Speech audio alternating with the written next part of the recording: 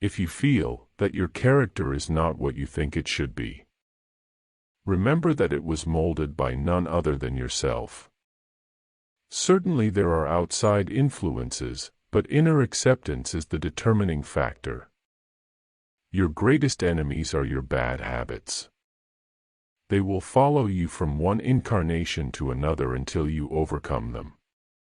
In order to free yourself from fate, you must cure yourself of bad habits. But how? Good company is one of the best medicines.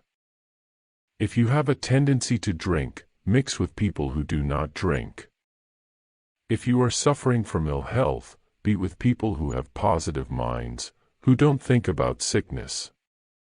If you have the consciousness of failure, associate with those who have the consciousness of success. Then you will begin to change.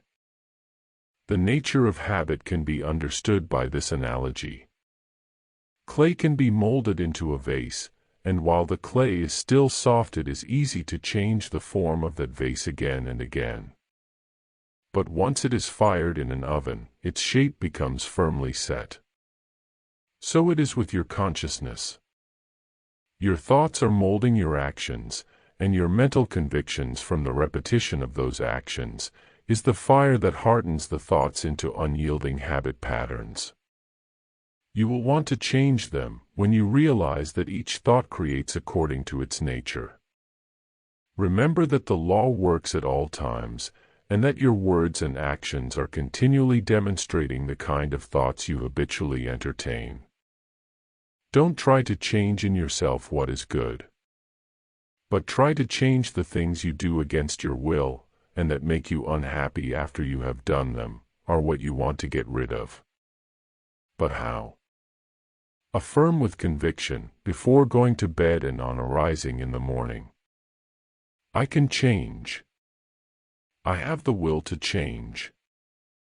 I will change.